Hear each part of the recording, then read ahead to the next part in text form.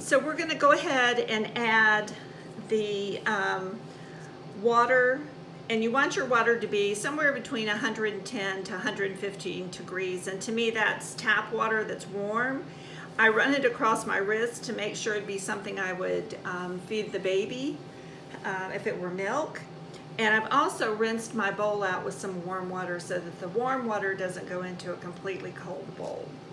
So let's go ahead and add the water. Add sugar is next. Oil. And the yeast. So I'm just going to mix this around a little bit, kind of get it, and I'll just use my dough hook because I'm going to be using that later on and I'll have to mess something else up. All right. So we're going to let this stand for about 15 minutes, and this mixture now will become very bubbly because of the yeast. So let's give it about 15. So 15 minutes later, you can see how much the yeast has grown and it's bubbly, and this is exactly what we want it to look like. Let's go ahead now and add the salt, the beaten egg,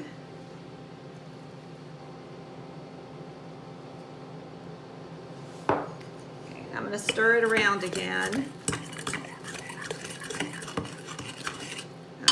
So now we're ready to put it on the mixer and start adding the flour. Let's go ahead and add about 2.5 cups of flour to our mixture, or yeast mixture. And I've got my dough hook attachment on. So let's raise the bowl. There we go. Turn it on. We'll turn it on medium.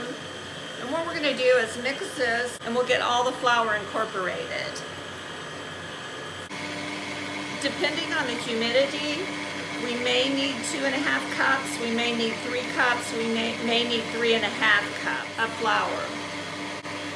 So the more humid, the more flour that you'll need. Drier climates, you probably won't need as much. You probably won't need the whole 3.5. You can really smell the yeast too. It smells really good. Okay, let's look. The dough is going to be sticky, but this is still just a little bit too sticky. So I'm going to add a little bit more flour. And this process of putting the flour in and letting it knead will take probably between 5 and 7 minutes. You want to use your medium speed. And I don't think you have to be concerned about over kneading it. I'm not sure that you can over knead bread.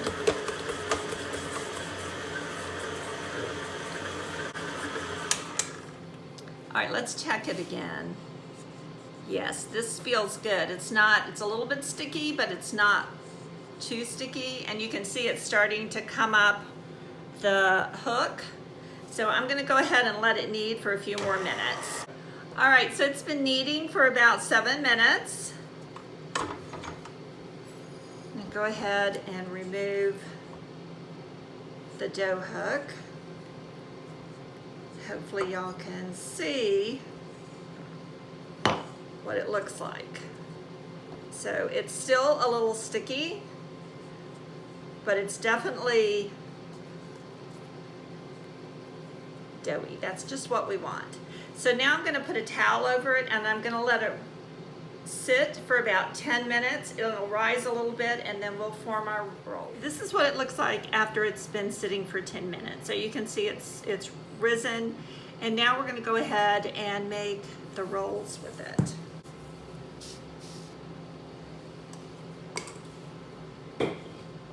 I'm going to spray some of the pan release on my hands. And I've also prepared, I'm using a pie tin. You can use a 9x13 pan, whatever you have that works. So I've sprayed a couple of these, and this is what I'm going to put my rolls in. Now, if you wanted to, you could weigh the dough and then weigh each roll so that it's all nice and even, but I'm just gonna go with it. So punch it down a little bit. And I like to just roll it in a ball and then pull it underneath like this, and then just put it in my pan. So let's do that.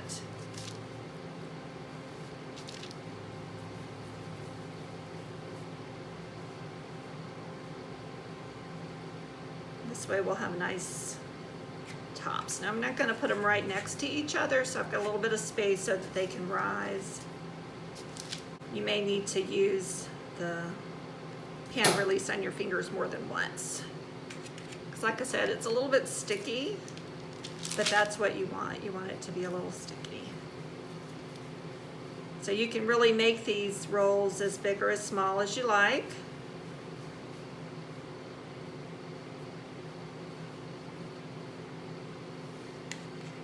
It doesn't look like much dough, but it really does make a lot. So I usually have enough to have the rolls at dinner and then to have a pan to throw in the freezer. So you can freeze them. I like to bake them first and then freeze them, and then all you have to do is just bake them like in a 325-degree oven, covered, for however long it takes to warm them up. The rolls have been sitting for 20 minutes. Look how pretty they are and how much they've risen. And now they're ready to go in the oven. So we're going to bake them in a 375-degree preheated oven for 10 minutes. So the rolls have just come out of the oven. Aren't they beautiful? And I'm just going to put a little bit of melted butter on them. Just think the butter makes them taste good, especially if you're using a good butter, like our Pelugra.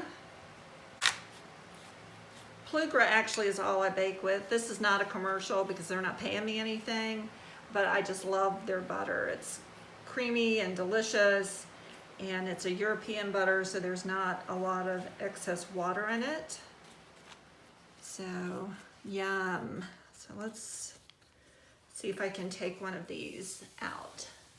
All right. And you can see, fresh from the oven, how beautiful these are.